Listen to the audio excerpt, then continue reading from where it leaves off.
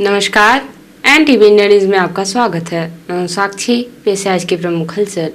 लोकसभा निर्वाचन 2024 के अंतर्गत संसदीय निर्वाचन क्षेत्र क्रमांक 11 सीधी के लिए मतदान 19 अप्रैल 2024 को कराया जाएगा। उक्त को दृष्टिगत रखते हुए कलेक्टर एवं जिला निर्वाचन अधिकारी सुरुचि सोमवंशी के निर्देशन में मतदान दलों को 12 से 15 अप्रैल तक प्रशिक्षण दिया जा रहा है।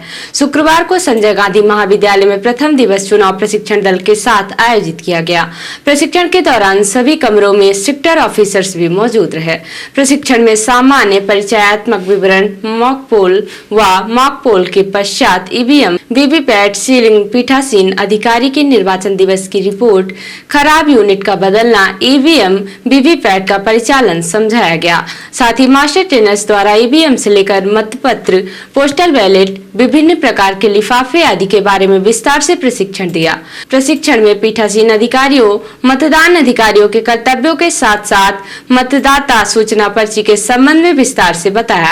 मास्टर ट्रेनरों ने प्रशिक्षणार्थियों को बताया कि मतदान केंद्र बनाते समय इस बात को विशेष रूप से ध्यान रखना है कि मतदान की गोपनीयता बनी रहे, दिव्यांग एवं बुजुर्ग मतदाताओं को आयोग द्वारा प्राप्त सुविधाएं प्राप्त हो, मतदान दल का व्यवहार मधुर हो। निर्वाचन के दौरान विभिन्न प्रारूप व प्रपत्रों की जानकारी देते हुए कहा कि प्रत्येक कार्य के लिए निर्धारित प्रपत्र है, उनको विधिवत भरना अनिवार्य है, जिससे निर्वाचन प्रक्रिया में किसी भी प्रकार का संदेह नहीं रहे।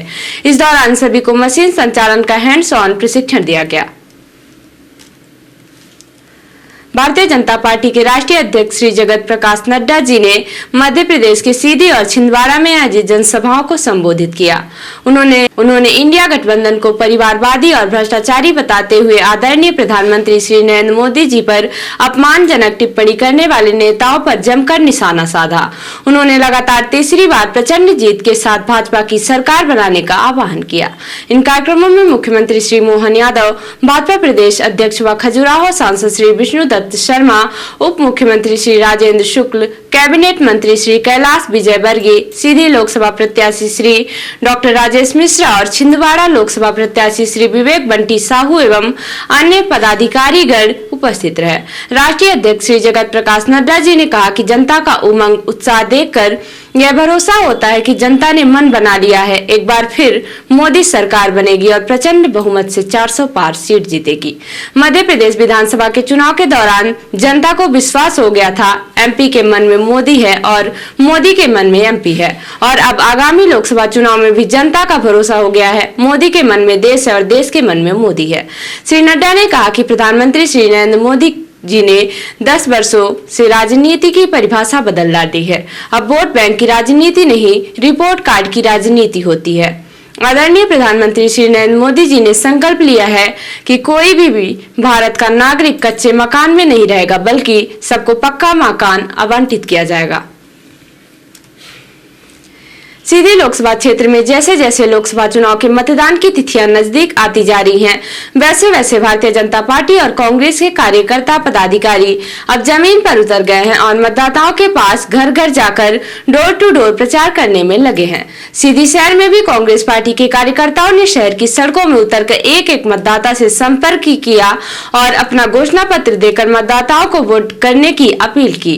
डोर टू डोर कैंपेन में कांग्रेस पार्टी के वरिष्ठ नेता विनोद वर्मा, प्रदीप सिंह, दीपू, कांग्रेस पार्टी की वरिष्ठ महिला नेता कुमुदनी, कई पार्षद और NSUI के पूर्व अध्यक्ष दीपक मिश्रा और उनके साथी शामिल रहे।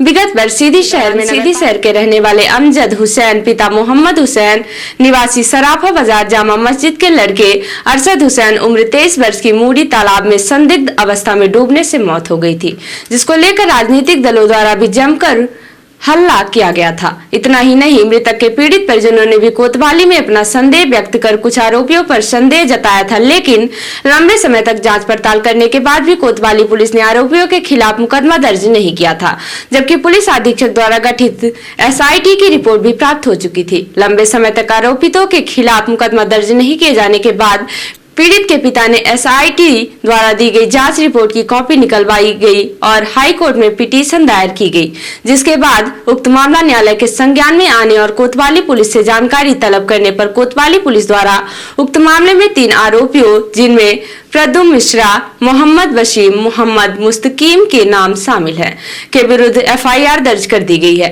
एनटीवी इंडिया न्यूज को एफआईआर की कॉपी देते हुए मृतक के पिता अमजद हुसैन ने पूरे मामले की जानकारी दी और कहा कि न्यायालय के संज्ञान से अब जाकर उन्हें न्याय मिलेगा। ये घटना 23 अप्रैल 2023 की है।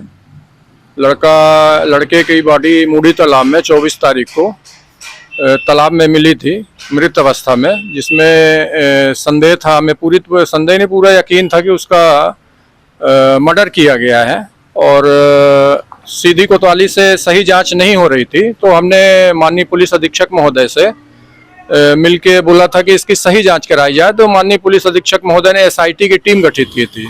तो एसआईटी की टीम की जो रिपोर्ट आई थी उसमें ही पुलिस की एसआईटी की रिपोर्ट में ही प्रथम दृष्टि 302, 201, 34 बी का मामला पाया गया था। ये मैंने आरटीआई के तहत, सूचना के अधिकार के तहत एसआईटी की रिपोर्ट निकाली थी जिसमें ये था। तो फिर भी ये मामला कायम नहीं हो रहा था सिटी कोतवाली में, और इसी वजह तो नहीं कायम हो रहा था। तो मैंने इसकी हाई कोर्ट जबलपुर में पिटीशन दायर की थी। वहाँ से माननीय जज साहब ने संज्ञान लिया है। संज्ञान लेके उन्होंने पूछा था कि भाई आपने अभी तक एफआईआर क्यों नहीं कायम की है। तो अब ये यहाँ सिटी कोतवाली सीधी में एफआईआर कायम हो गई है। और मैं नैनीताल रिपोर्टर हिमाई रौतेला ने बताया कि उत्तर प्रदेश के मुख्यमंत्री योगी आदित्यनाथ शनिवार को लोकसभा के लिए अपनी पार्टी का प्रचार करने हल्द्वानी पहुंचे, जहां एमबी इंटर कॉलेज के ग्राउंड से एक विशाल जनसभा को संबोधित किया।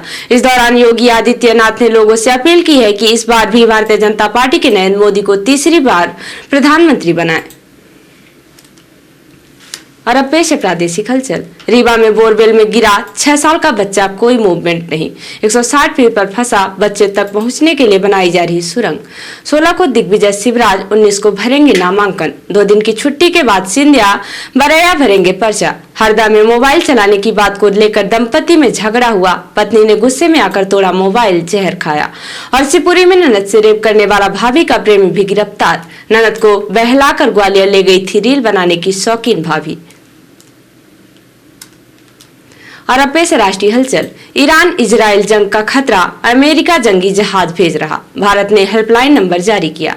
सीएम सिद्धारमैया का दावा, कर्नाटक में ऑपरेशन लोट शुरू। भाजपा ने कांग्रेस विधायकों को 50-50 करोड़ रुपए ऑफर किए। रूस ने सीक्रेट बैलिस्टिक मिसाइल की टेस्टिंग की। यह परमाणु हमला करने में सक्षम पहली हाइपरसोनिक मिसाइल भी तैनात की। और आप नेता संजय बोले, मुलाकात खिड़की में पत्नी से मिल रहे केजरीवाल, खूंखार अपराधी के साथ भी ऐसा नहीं होता। तो ये थी आज की प्रमुख हलचल। नमस्कार।